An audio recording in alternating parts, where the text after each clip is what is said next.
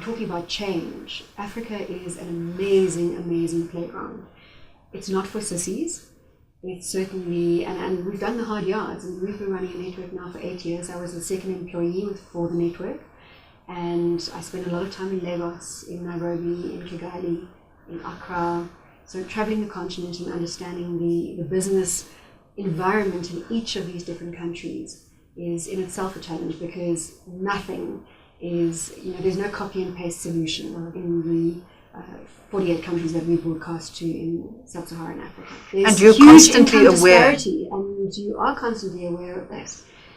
So I think that, and when it's right there in front of you, you realize that there's so much still that needs to be done in terms of uplifting people on the African continent, that there are many, many hard yards still to walk.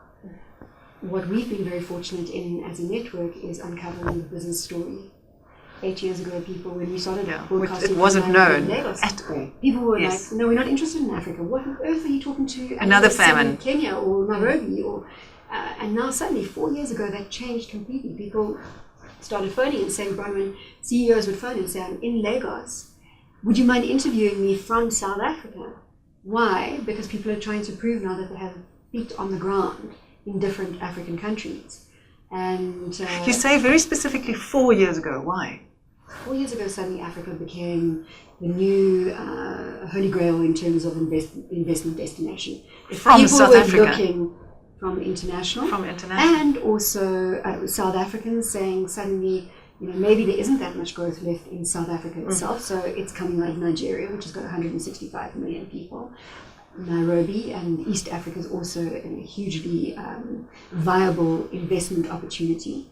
So I think 4 years ago, people just noticed that you could make money also in Africa. And remember, a tipping point. It was a tipping point. Remember what were you saying? South Africa, has been kind of the laggard in the Africa growth story. So as South Africa's story wanes, the rest of Africa has shone very brightly.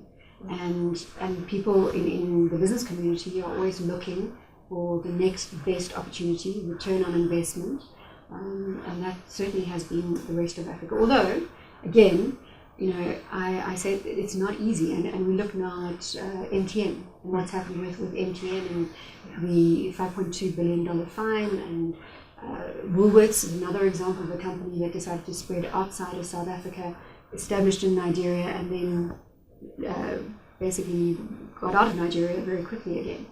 So it's difficult to operate in the rest of Africa. But if you get it right, then I think you are a winner.